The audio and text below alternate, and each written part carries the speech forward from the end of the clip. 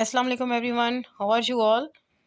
अभी मैं आपको प्रेजेंटेशन दूंगी on the topic of learning styles कि लर्निंग स्टाइल्स जो है ना वो कौन से हैं। आप किस तरह से कौन से लर्निंग स्टाइल को यूज़ करके किसी भी बच्चे की ग्रूमिंग कर सकते हैं, उसके अंदर जो है सारी चीज़ें आप फिट कर सकते हो, उसके ब्रेन के अंदर उसको आप चीज़ें सिखा सकते हो। ठीक है, तो अभी हमने डिफरेंट जो है ना टाइप्स वो डिस्कस करनी है लर्निंग स्टाइल्स की कि किस तरह से और कौन कौन से अफेक्टिव लर्निंग स्टाइल्स हैं जिससे बच्चे जो हैं वो जल्दी सीखेंगे और आपका टाइम भी बच जाएगा और उनको थोड़े से टाइम में बहुत ज़्यादा मटेरियल जो है ना वो सीख जाएंगे, उनको समझ आ जाएगी बहुत ज़्यादा मटेरियल की। तो वो आप कैसे आएगी, तो अभी हम क्या करेंगे कि वन बाय वन जितनी भी हमारे पास वो टाइप्स हैं, ठीक है, लर्निंग स्टाइल की, वो सारी की सारी हमने यहाँ पे करनी है, स्टडी करेंगे और उन सब के बारे में पढ़ेंगे और उनको हम यूज़ कैसे करते हैं वो भी सारा कुछ हम देखेंगे। तो चलते हैं फिर नेक्स्ट स्लाइड पे। देखिए जो सबसे पहला मेथड है वो ये है कि आप विजुअल लर्निंग स्टाइल, इसमें क्या है कि आप बच्चों को चीज़ें दिखा सकते हैं। अगर आपने उनको फॉर एग्जांपल कलर्स पढ़ाने हैं, ठीक है, आप चाहते हैं कि उनको कलर्स आ जाएं, तो आपको क्या करना होगा, फ्लैश कार्ड्स जो है ना वो यूज़ करने होंगे। इसमें आप उनको दिखाओगे कि रेड कलर है, ठीक है, आप उसको बोलेंगे रेड। रेड हार्ट भी होता है, फ्लावर भी होता है, चेरी होती है, स्ट्रॉबेरी होती है। इसी तरह येलो, येलो जो है वो बनाना होता है, लेमन होता है, साथ में सनफ्लावर होता है और सन जो है ना वो भी होता है। मतलब ये कि आप उसको एक चीज़ दिखा रहे हो, ठीक है, उसको बता रहे हो कि ये रेड कलर है और इस रेड कलर में ये चीज़ें आपके इर्द गिर्द आपके इन्वायरमेंट में है।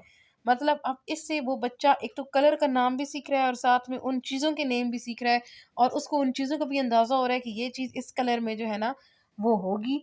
मीन्स के उसको ना विजुअल, ठीक है, विजुअल लर्निंग जो स्टाइल है इसमें उसने एक टाइम पे बहुत सारी जो चीज़ें हैं वो लर्न कर ली हैं, ठीक है, कलर्स भी लर्न कर लिया और इसके अलावा उसके एनवायरनमेंट में जो खाने वाली चीज़ें हैं या जो जैसी भी थिंग्स हैं उन सब के बारे में, उनके कलर्स के बारे में, उनकी एक क्वालिटी जो है ना उसके सामने आ गई है। तो इस तरह आप फ्लैश कार्ड यूज़ करके बच्चों को जो है वो डिफरेंट चीज़ें सिखा सकते हो। उसके बाद जो नेक्स्ट है वो है ऑडिटरी।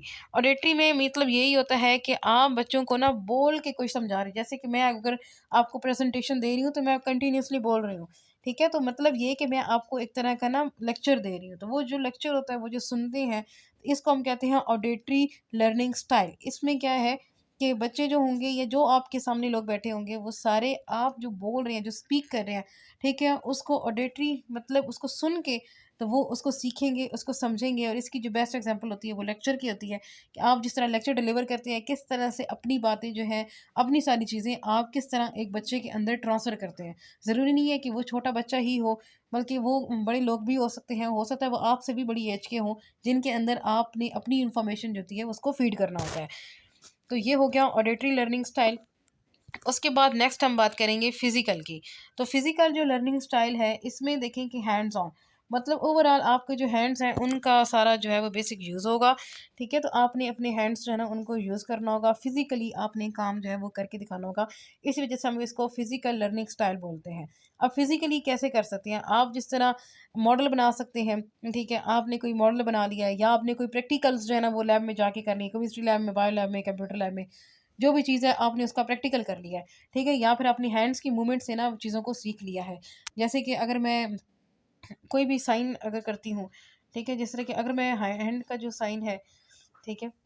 मतलब अगर हम कि जैसे किसी को सलाम करते हैं, ठीक है, तो हम सलाम करते हैं तो हैंड जो है ना वो अपने शेक करते हैं, ठीक है, तो हम कहते हैं अच्छा हैंड शेक करो, ठीक है, तो हमने इसको बता दिया कि इस तरह आपने हैंड्स की मूवमेंट करनी है। अगर रन करना है तो हम रनिंग की मूवमेंट बता देंगे कि इस तरह रनिंग होती है, इस तरह वॉकिंग होती है।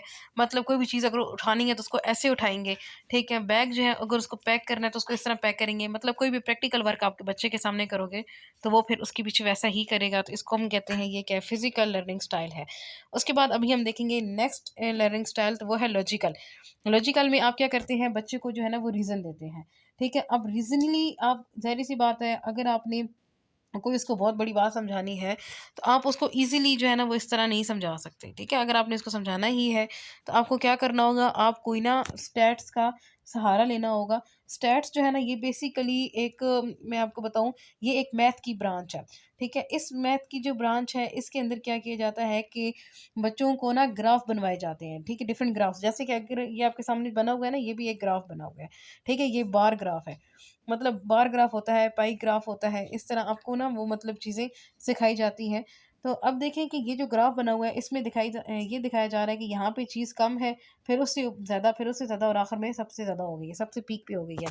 अब ये कैसे हुई है? हम सिर्फ़ वो ग्राफ दिखा के तो उसकी रीज़न बता देते हैं, तो इस तरह से क्या होता है कि बच्चे जो हैं वो जल्दी सीख जाते हैं। जैसे कि अगर हम कहते हैं कि आपकी क्लास में ठीक है, जिनकी हाइट जो है वो ज़्यादा है, ठीक है? जिनकी हाइट ज़्यादा है, वो लोग जो हैं वो कम हैं और जिनकी हाइट कम है, वो भी लोग कम हैं। लेकिन जो सबसे ज़्यादा लोग हैं ना, वो कौन-से हैं? जिनकी हाइट एवरेज है, ठीक है? जिनकी हाइट मतलब कम है यानी 2 फीट है, तो वो लोग बहुत कम होंगे क्लास में क्योंकि उनमें एक डिज़ीज़ होगी जिसको हम कहते हैं डवार्फिज़्म। और अगर बहुत लॉन्ग जैसे कि 7 फीट अगर किसी की हाइट है, तो उसको जायंटिज़्म डिज़ीज़ है।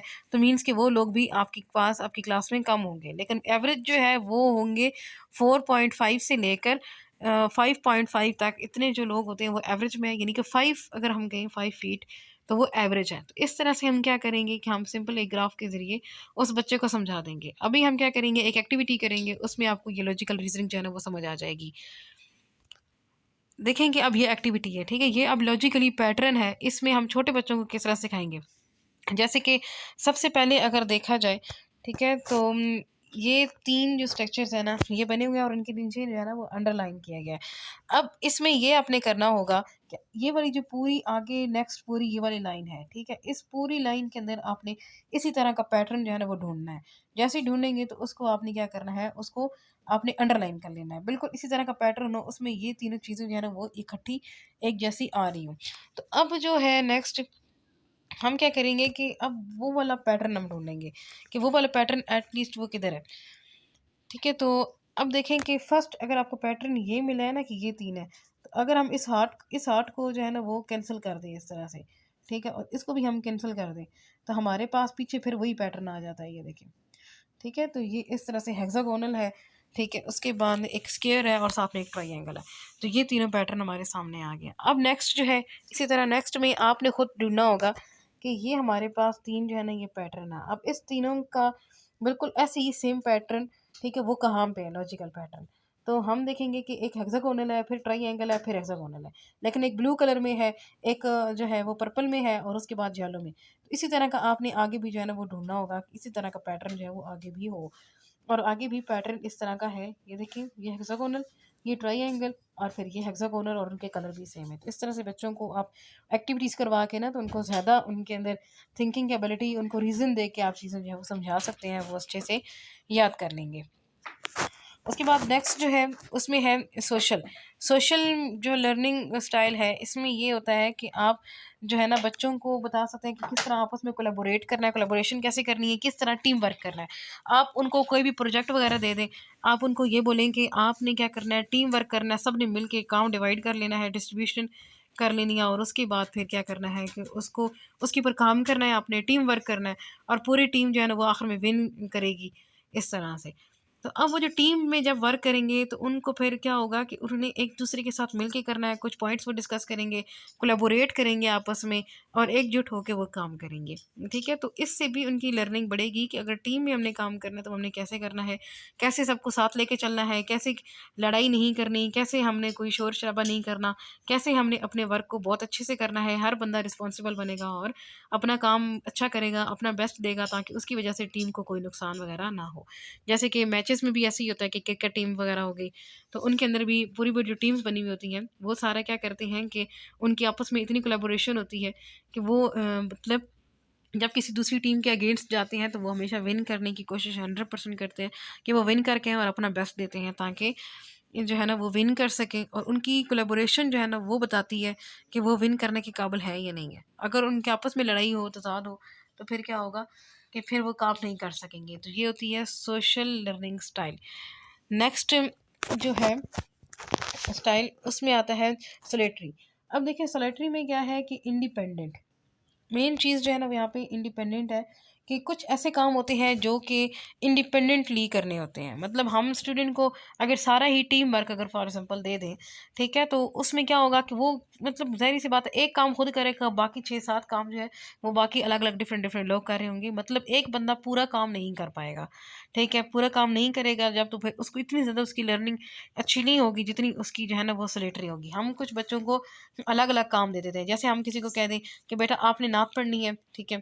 तो अब उसी उसी ने नात पढ़ी है, उसी ने स्टेज पे जाना है, चाहे वो शिवरिंग करता है, वो जिस कंडीशन में भी है, वो अपनी सारी सिचुएशन को फेस करके, तो उसने वो सलेटरी खुद अकेले काम करना है। इसी तरह जो इंटेलिजेंस होती है, जो कमांडोज़ बनते हैं, उसमें भी क्या किया जाता है, उनको एक बॉटल पानी की दी जाती है और उनको बोला जाता है कि आपने 10 डेज़ अकेले एक जंगल में जो है ना वो गुज़ार के आने हैं। अगर आप ज़िंदा बच के वापस आ गए, पहले उनकी ट्रेनिंग हो जाती है, लेकिन उसके बाद फिर उनको भेजा जाता है।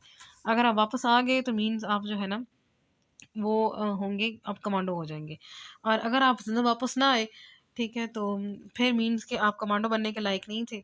और नेक्स्ट ये भी होता है कि सम टाइम जो है ना वो 5 या 6 दिन या 1-2 दिन ही जो है ना वो वापस आ जाते हैं। वो कहते हैं, "भई हम कमांडो नहीं बनना चाहते या हम नहीं बन सकते क्योंकि हमारे पास खाना नहीं है," ये वो।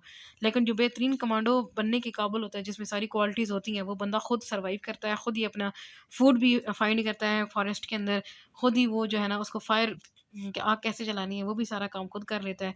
किसी पहाड़ को या किसी जगह को कैसे क्रॉस करना है, कैसे पार करना है, यहाँ पे कौन-सी जड़ी-बूटी जो है ना उसको यूज़ करना है, अगर कोई एनिमल कट कर जाता है, बाइट कर जाता है जैसे कि स्नेक वगैरह, तो फिर उसका मुकाबला किस तरह से करना है। तो मतलब ये है कि वो फिर एक अच्छा कमांडो जो है वो बन के आता है क्योंकि उसके पास सारी स्किल्स जो हैं वो आ जाती हैं, क्योंकि वो इंडिपेंडेंट वो बन के फिर आता है। मतलब उसको फिर किसी चीज़ का डर नहीं होता कि मेरे साथ पूरी टीम होगी तो मैं काम करूँगा, बल्कि वो अकेले ही सारा काम सँभाल लेता है। उसके बाद नेक्स्ट जो है, ठीक है, तो ये सारी हमारी थी टोटल स्लाइड्स के मतलब लर्निंग स्टाइल्स जो है ना वो कौन से हैं। आप किस तरह से कौन-कौन सा लर्निंग स्टाइल जो है ना वो यूज़ करते हैं और कौन सा लर्निंग स्टाइल जो है ना वो ज़्यादा इफ़ेक्टिव होता है। ये सारे के सारे लर्निंग स्टाइल अपनी जगह बहुत ज़्यादा इफ़ेक्टिव हैं। आप हर जगह कोई ना कोई नई चीज़ जो है वो सीख रहे होते हैं। तो होपफुली आपको ये बहुत अच्छी लगी होगी।